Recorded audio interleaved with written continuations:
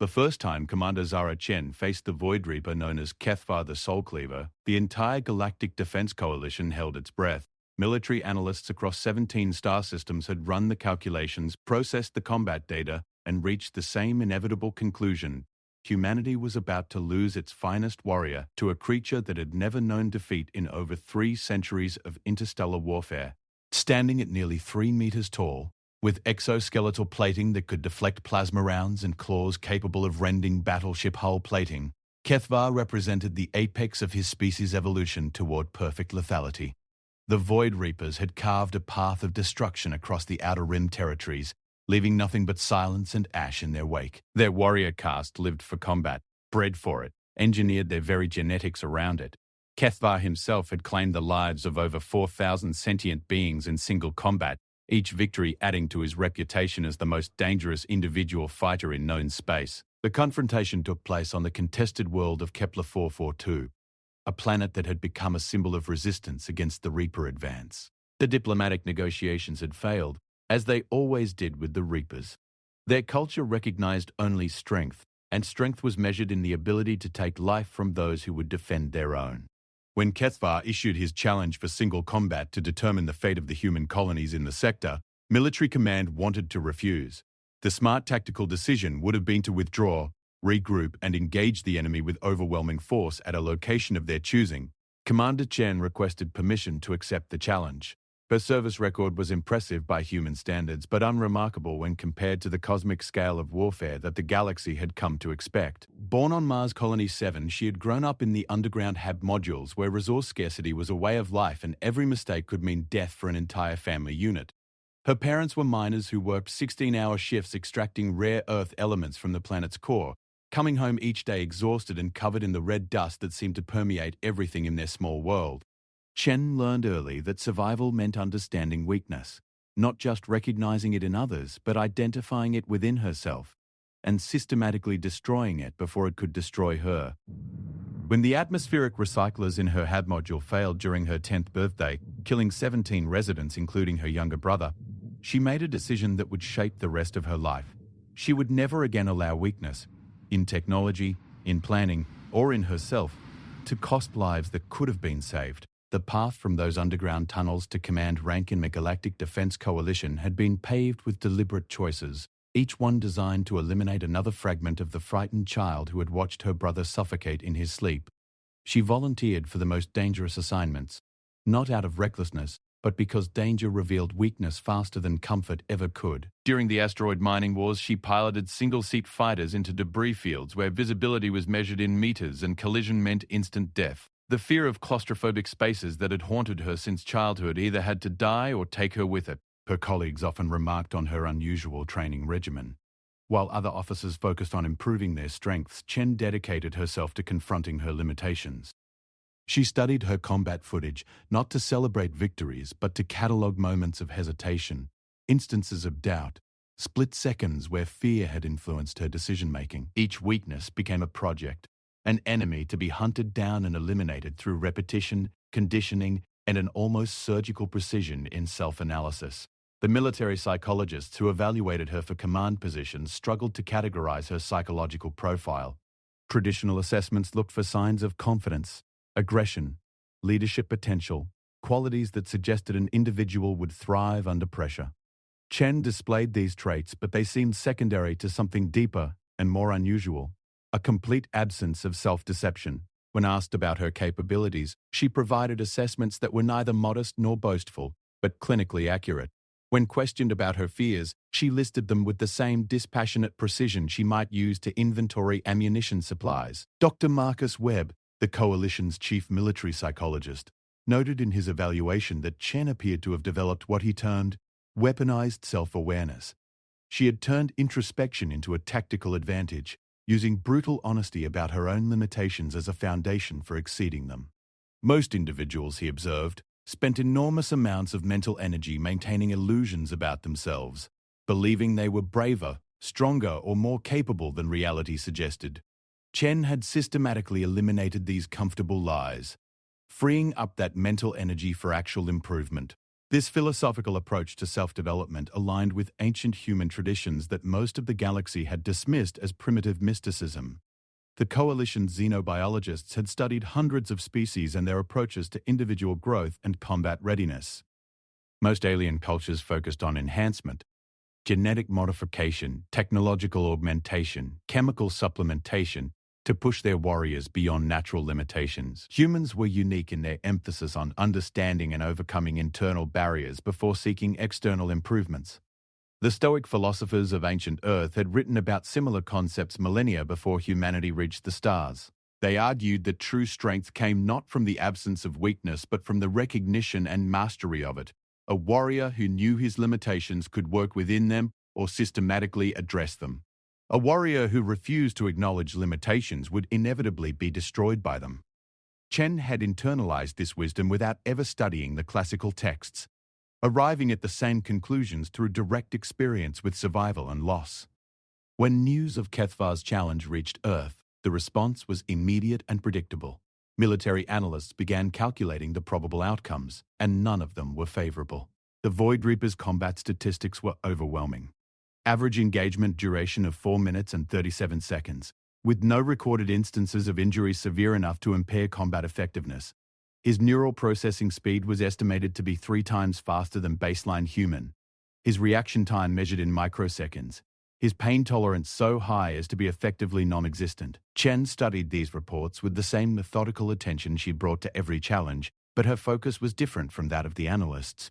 While they calculated probabilities of success based on direct comparison of capabilities, she looked for patterns in Kethvar's victories that might reveal something about his psychology.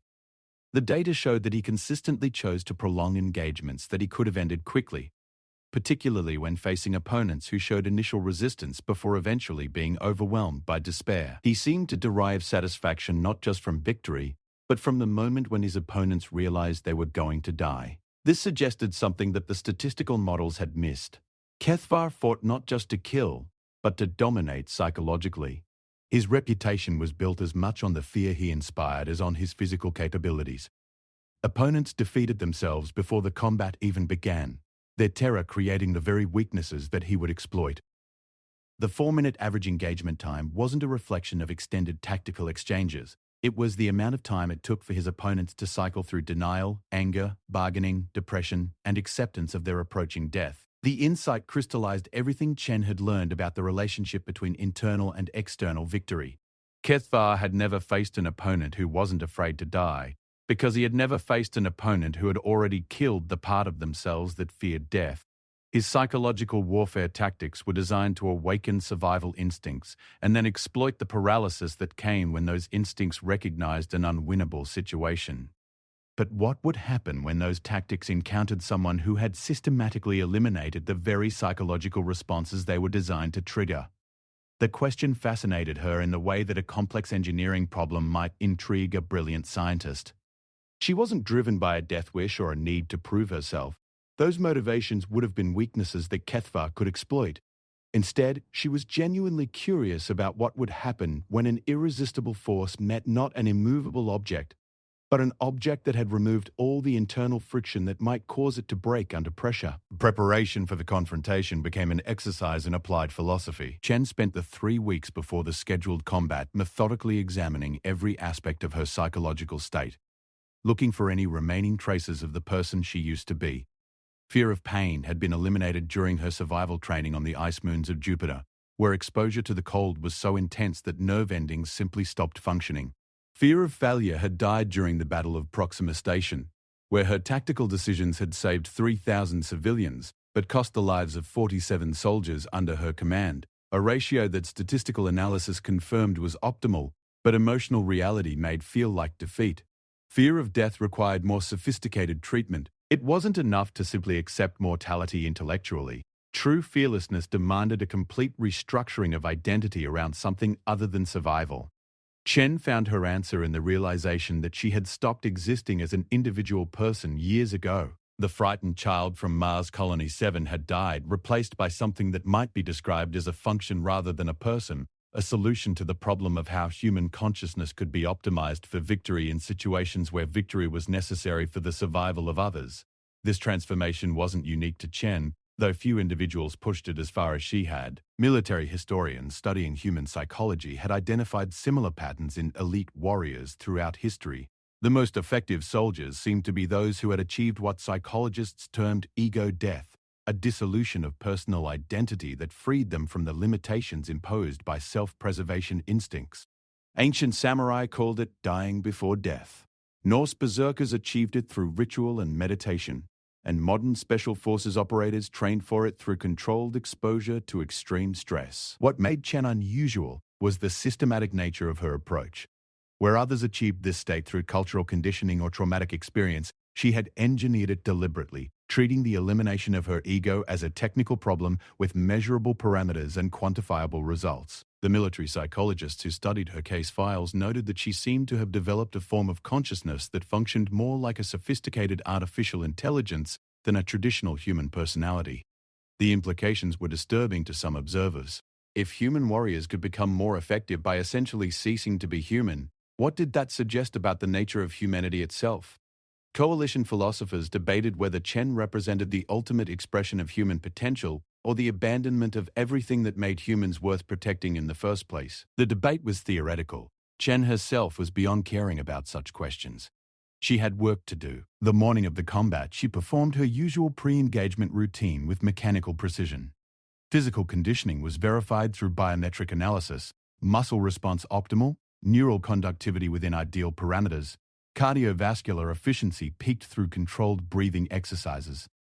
Equipment inspection confirmed that her weapons were functioning within acceptable tolerances, though she expected to rely primarily on unarmed combat techniques. Psychological state assessment revealed what her monitors had come to expect: perfect calm, complete focus, and an absence of the neurochemical markers typically associated with either excitement or anxiety. Kefar arrived at the designated combat zone with the theatrical flair that characterized his species. The transport ship that delivered him was designed as much for intimidation as for functionality. Its hull decorated with the carved bone fragments of his previous opponents, and its engines tuned to produce a subsonic roar that triggered fight-or-flight responses in most humanoid species. When he emerged from the ship, his movements were deliberately calculated to demonstrate power and controlled aggression. Every gesture communicated the message that he was a predator among prey animals, a being so far above his opponents in the evolutionary hierarchy that the outcome of any confrontation was predetermined. His appearance was undeniably impressive. 3 meters of evolved killing machine, covered in natural armor that had been enhanced with technological augmentation, armed with weapons that were as much a part of his body as his claws and teeth.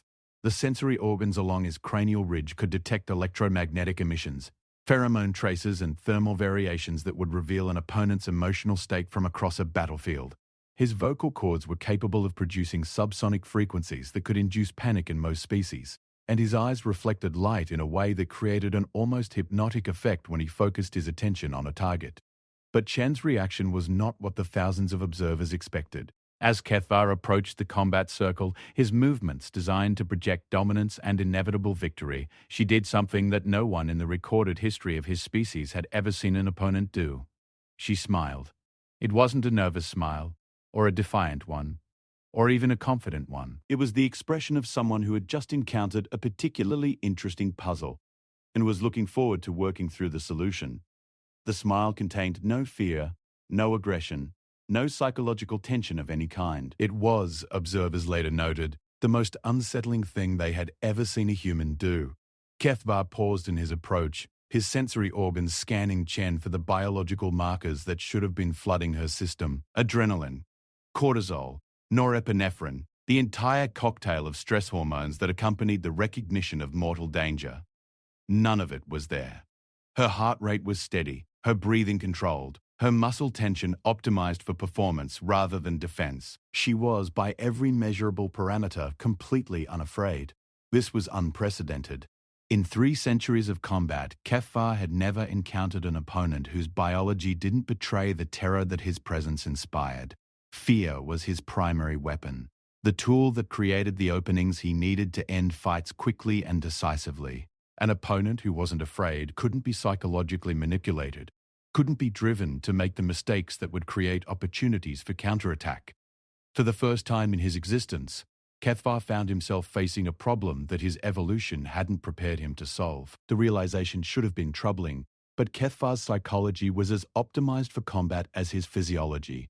Uncertainty was processed as a new form of stimulation, a variation in the pattern that made the hunt more interesting. If traditional fear-based tactics weren't effective, he would simply have to rely more heavily on his physical advantages. The outcome would be the same, only the method would change. Chen watched this psychological adjustment play out in Kethvar's posture and movement patterns. His initial theatrical display had been replaced by a more predatory stance, one that suggested he was preparing to end the encounter as quickly as possible. The change in approach told her that her initial assessment had been correct. He relied heavily on psychological warfare to weaken opponents before applying physical force. Removing that tool from his arsenal had altered his tactical calculations and forced him to abandon his preferred fighting style. The circle of observers maintained absolute silence as the two combatants began their engagement. Coalition military observers were recording every detail for later analysis, while Reaper witnesses were there to verify that their champion's victory met the cultural requirements that would validate their claim to the contested territories. Diplomatic representatives from a dozen neutral systems watched with the knowledge that the outcome of this single combat would determine the fate of billions of sentient beings across the Outer Rim. Kethvar opened the engagement with a technique that had proven lethal in countless previous encounters, a feinting strike designed to test his opponent's reflexes while simultaneously creating multiple potential attack vectors. The movement was faster than most humans could visually track, a blur of motion that concluded with razor-sharp claws positioned to open major arteries if the opponent made any of several predictable defensive choices. Chen didn't make any of those choices. Instead of reacting to the feint, she moved directly toward Kethvar's center of mass, stepping inside the reach of his weapons and positioning herself where his superior size and speed would be less advantageous. The movement required precise timing and absolute confidence. Any hesitation or miscalculation would have been immediately fatal. But Chen had trained for exactly this scenario thousands of times, practicing the counter until it had become as automatic as breathing. The result was something that had never happened in Kethvar's experience. His opening attack, designed to either kill immediately or establish psychological dominance, had accomplished neither objective. Chen was not only alive but had gained tactical position, and her movement had been executed with a level of precision that suggested she had somehow anticipated his attack pattern. For a creature whose entire worldview was built around the concept of his own invincibility, this development required immediate psychological adjustment. That adjustment took approximately 0.3 seconds, longer than Kethvar had ever needed to process tactical information, but still within acceptable parameters for continued combat effectiveness. What he couldn't process as easily was the expression on Chen's face as she pressed her counterattack. The smile was still there, but it had evolved into something more complex. Satisfaction at having successfully solved one part of the puzzle, combined with curiosity about what the next part might reveal. Chen's counterattack was directed not at any specific target, but at the foundational assumptions that governed Kethvar's combat psychology.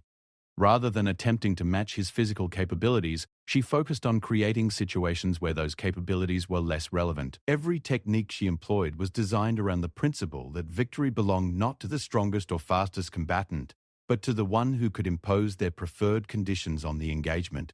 The exchanges that followed defied conventional analysis, observers attempting to track the combat through traditional frameworks, offense and defense, attack and counterattack, advantage and disadvantage, found their models breaking down as the fight progressed. Chen wasn't trying to defeat Kethvar through superior technique or tactics. She was trying to force him into a type of conflict that his psychology couldn't accommodate. Kethvar's species had evolved around the concept of dominance hierarchies, established through displays of overwhelming power. Their combat doctrine was built on the assumption that victory came from demonstrating superiority in every measurable parameter: strength, speed, aggression, and the willingness to inflict and endure damage. Chen was systematically refusing to acknowledge any of these demonstrations, treating them as irrelevant rather than impressive. When Kethvar unleashed his sonic roar, a weapon that had driven previous opponents to their knees in terror, Chen continued her attack pattern without the slightest indication that she had even noticed the sound. When he absorbed a strike that should have shattered human bones and continued fighting without any apparent effect, she simply adjusted her targeting priorities rather than showing any surprise at his resilience. Each technique that had historically established his dominance was met with the most devastating response possible. complete indifference. The psychological impact was cumulative and devastating. Kethvar found himself fighting not just an opponent, but a fundamental challenge to his understanding of reality. Everything he knew about combat, about power, about the natural order that placed him at the apex of the evolutionary hierarchy, was being called into question by an opponent who seemed to exist outside the framework that governed every other sentient being he had encountered. This crisis of understanding manifested as something his species had no name for, because they had never experienced it: doubt. For the first time in his existence, Kethvar began to question whether he was going to win. The doubt was microscopic initially, a tiny uncertainty that occupied less than 1% of his processing capacity, but it grew with each exchange that failed to proceed according to his expectations. Chen recognized the emergence of this doubt with the same precision she brought to identifying any other tactical development.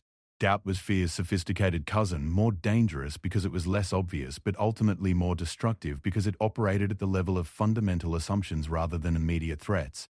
An opponent who was afraid might still fight effectively if their fear was manageable.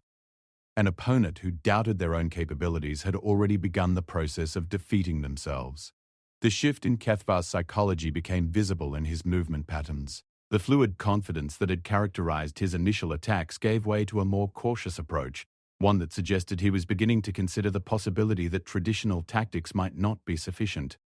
This consideration introduced hesitation into his decision-making process, creating the microscopic delays that Chen had been waiting for. Combat at this level was decided by margins measured in milliseconds and millimeters. The difference between a successful attack and a lethal counter was often nothing more than the time it took to complete a thought, or the space required to adjust a grip. Kethvar's hesitation, slight as it was, created openings that Chen had trained specifically to exploit. She began pressing her advantage not through increased aggression, but through the application of techniques that required her opponent to make faster and more complex decisions under increasing pressure. The observers watching the engagement began to recognize that something unprecedented was taking place. The statistical models that had predicted Kethvar's victory within 5 minutes were clearly failing, but more significant was the visible change in the dynamics of the confrontation. What had begun as a showcase of overwhelming superiority was evolving into something that looked increasingly like an actual contest. Coalition military analysts were recording everything, knowing that the data would revolutionize their understanding of both human potential and Reaper psychology. The techniques Chen was employing weren't particularly advanced by human standards. Many of them could be found in standard infantry training manuals. What made them effective was the context in which they were being applied, and the psychological state that allowed her to execute them without the hesitation that would normally accompany facing an obviously superior opponent.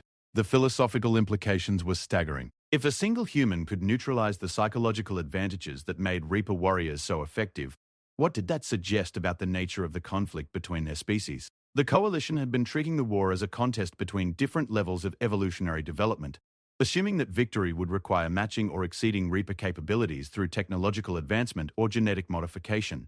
Chen's approach suggested that the real battle was taking place at a more fundamental level, where advantages could be gained through understanding rather than enhancement. As the engagement progressed past the 10-minute mark, Kethvar's doubt began to manifest as something approaching desperation. He had exhausted his repertoire of standard techniques without achieving the rapid victory that his psychology required. The longer the fight continued, the more his assumptions about his own invincibility came under assault. He began attempting combinations and strategies that were outside his normal patterns, searching for something that would allow him to reassert dominance over an opponent who refused to acknowledge that dominance. Chen recognized this transition as the critical phase of the encounter. Kethvar was no longer fighting her.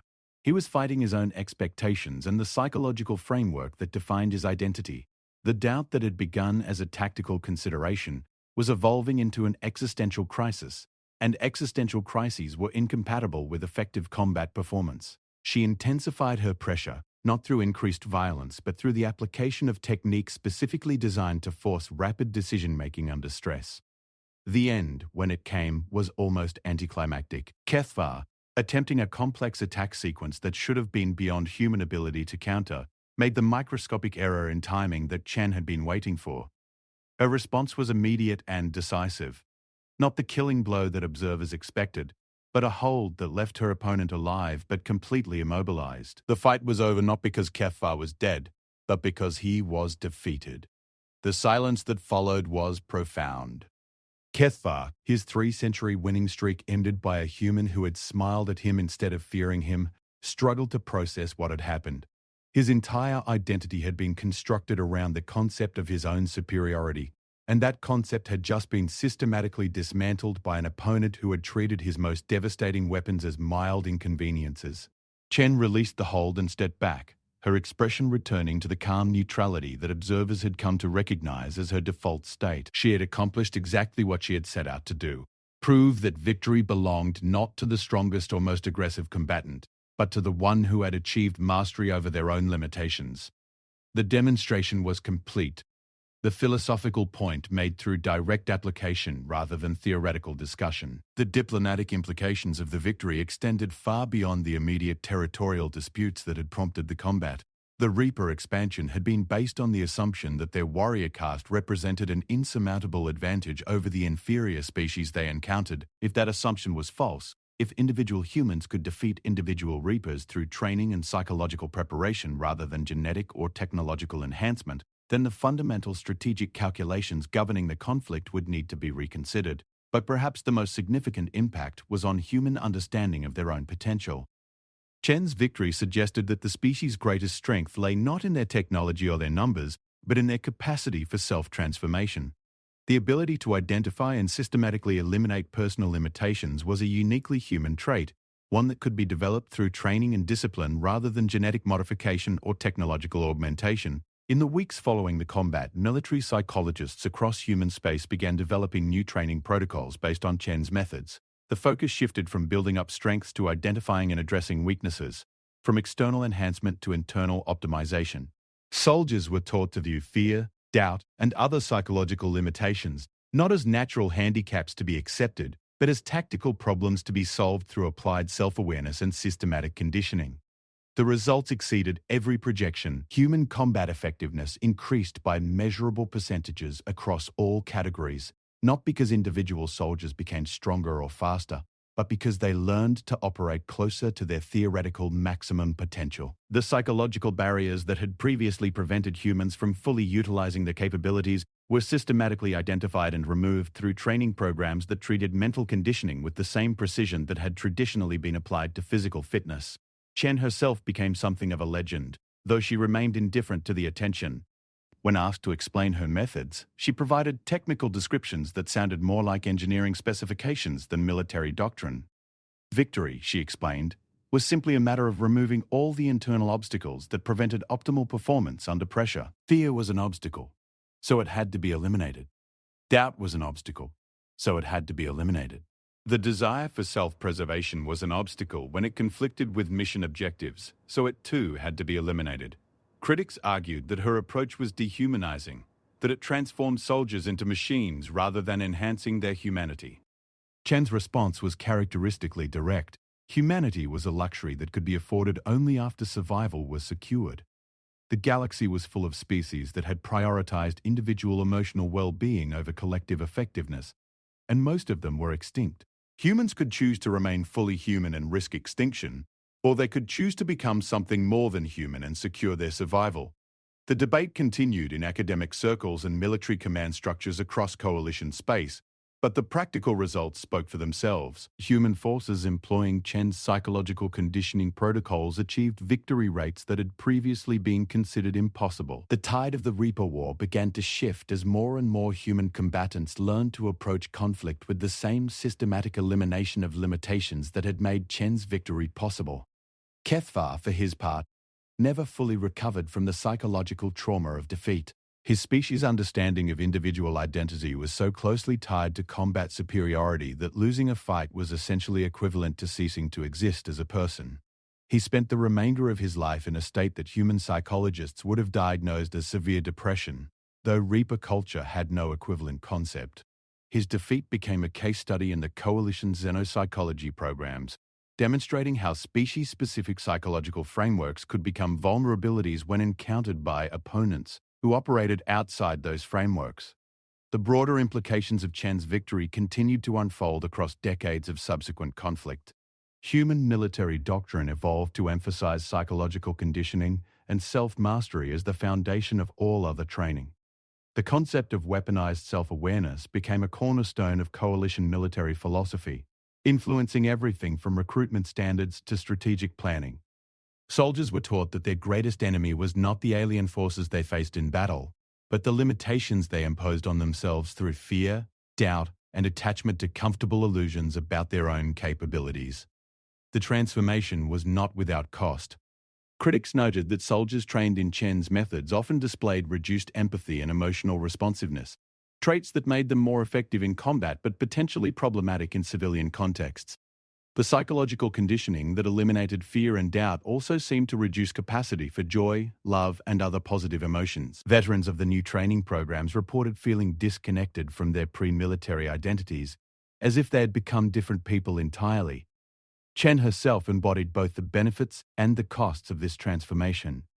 Her tactical effectiveness was unquestionable, her psychological resilience absolute, her capacity to function under extreme stress unmatched by any human in recorded history.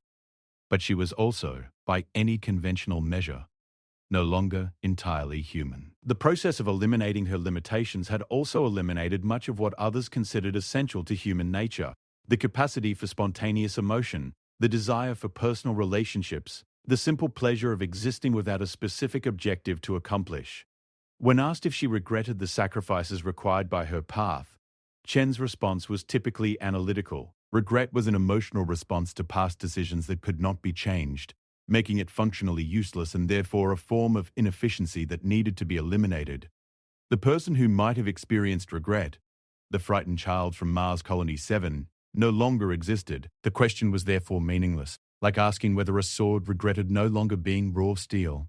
This perspective troubled many observers, who saw in Chen's transformation a cautionary tale about the costs of pursuing effectiveness at the expense of humanity. But for the millions of humans whose lives were saved by the tactical advantages her methods provided, the philosophical questions seemed less important than the practical results. The galaxy was a dangerous place, full of species that viewed humanity as either a resource to be exploited or a threat to be eliminated. Survival required adaptation, and adaptation sometimes demanded sacrifices that peaceful times would never require. The ultimate test of Chen's philosophy came not through individual combat but through its application to broader military strategy. Human forces trained in psychological conditioning methods began achieving victories against opponents who held overwhelming advantages in technology, numbers, and physical capabilities. The key was not matching enemy strengths but exploiting the psychological assumptions that shaped enemy tactics.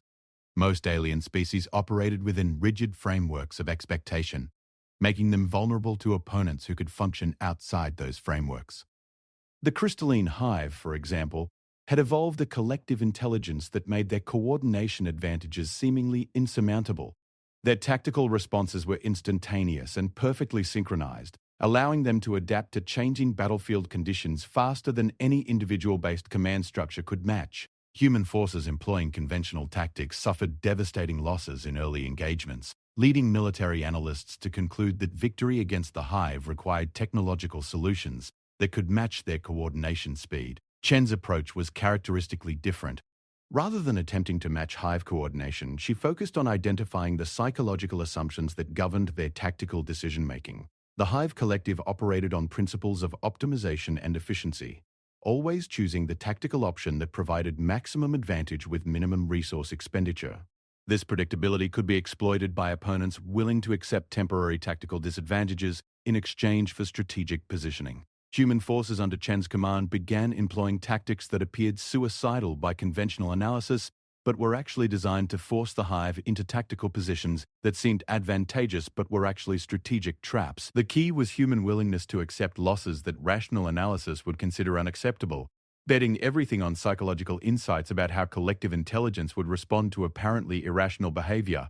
The results revolutionized coalition understanding of warfare against superior opponents. Victory did not require matching enemy capabilities, but rather understanding the psychological frameworks that shaped enemy decision-making and then operating outside those frameworks in ways that created exploitable vulnerabilities. The approach required commanders and soldiers who had eliminated the psychological barriers that would normally prevent the acceptance of necessary risks and sacrifices. By the end of the Reaper War, human military doctrine had been completely transformed. The species that had entered the galactic community as one of its weakest members had become recognized as possessing unique strategic advantages that compensated for their physical and technological limitations. The key was their unusual capacity for psychological self-modification, their ability to reshape their own consciousness in response to tactical requirements. Chen's victory over Kethvar came to be seen as the moment when humanity discovered its true potential, not as a species that could build better weapons or stronger bodies, but as one that could eliminate the internal obstacles that prevented optimal utilization of whatever capabilities they possessed. The smile she had given the deadliest fighter in the galaxy was not one of confidence or defiance, but of recognition. She had seen in him the same kind of puzzle that she had been solving within herself for years, and she had looked forward to working through the solution. The document that recorded her methods became required reading at every military academy in Coalition space. Her techniques were studied, refined, and adapted for training programs that produced soldiers whose effectiveness exceeded all previous human achievements. But perhaps more importantly, her example demonstrated that the greatest victories were won not through the accumulation of external advantages, but through the systematic elimination of internal limitations. The man who destroys his weak self can never be destroyed by others because he has already removed the vulnerabilities that external opponents could exploit. Chen had proven this principle not through philosophical argument but through direct demonstration, facing the galaxy's deadliest warrior with nothing but the strength she had found by eliminating everything within herself that was not strong. The smile that had unsettled Kethvar was the expression of someone who had discovered that true power came not from what you could build up, but from what you could let go. In the decades that followed, as human forces continued to achieve impossible victories against overwhelming odds, military historians would trace the source of their advantage back to a single moment on Kepler 442. A moment when a woman who had systematically destroyed every weakness within herself looked at the most dangerous individual in known space and smiled, not because she wasn't afraid, but because she had eliminated the part of herself that would have known how to be afraid. The transformation of human military capability began with that smile, the expression of consciousness that had learned to treat its own limitations as enemies to be defeated, rather than natural boundaries to be accepted.